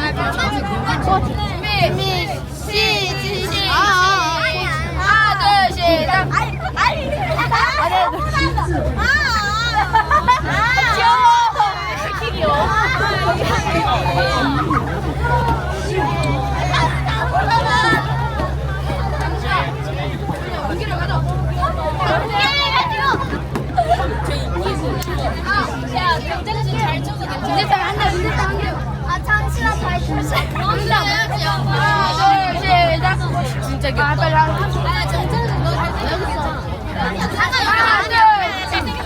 여기 이제 괜찮아 비어서 괜찮아. 열정이 시작. 야 뒤로 나와. 야 매점 만들려고 봐. 매점 만들. 시작. 뒤로 나오라고 얘들아. 그대로 만들어줘야 되는 거 아니야? 하나 둘 시작.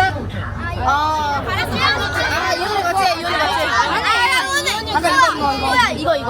재영이 터미널 춘대. 못 친대. 아까 나왔었던 거. 터미널 춘대. 재영이 터미널 춘대. 아니 이상한 거 썼어. 기자 아니야? 아, 못 찍었어. 아 미치겠다.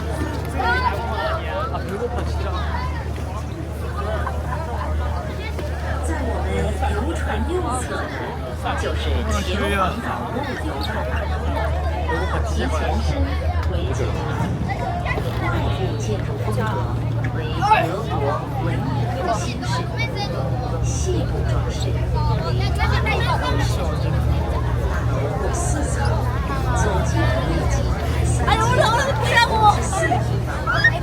이거 애비. 나 이렇게. 이거 잠깐 이렇게.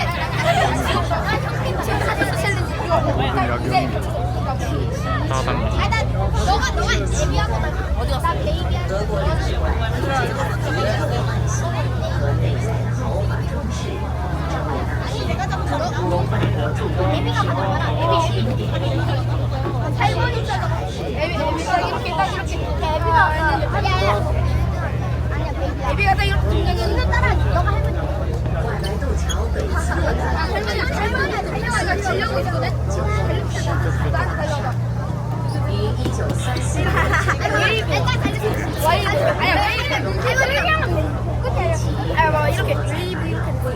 1934年 路1号，它曾是北海滩3座最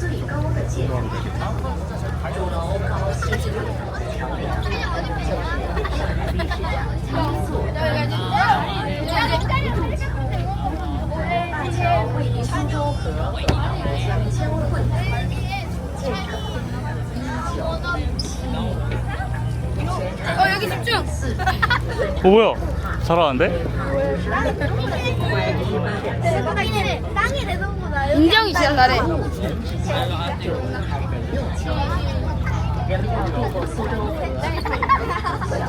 한 번 더 잘해 너희보다.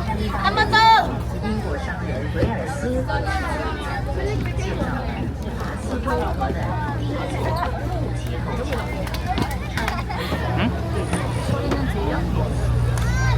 从此过桥不再收费，有白白渡桥不再付费的意思。白白渡桥的名称就是这样流传下去。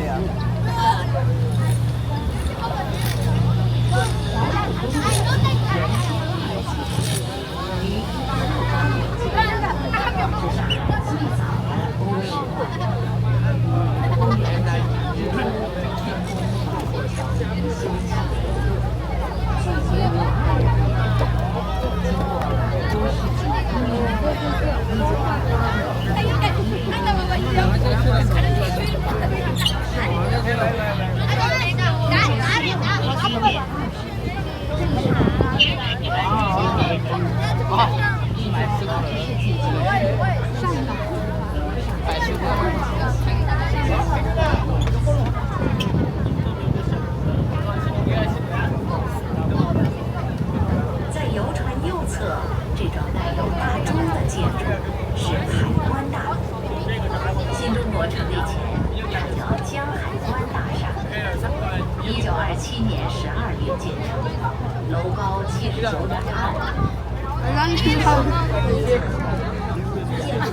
아 잠깐 찍히고. 아 이상하게 저 머리 좀 그랬죠. 曲线形花棚，名为江之云，是16铺码头的标志性建筑。浦江之云和世博轴上方的世博阳光谷这两组建筑，是出自同一位设计师之手，孪生姐妹。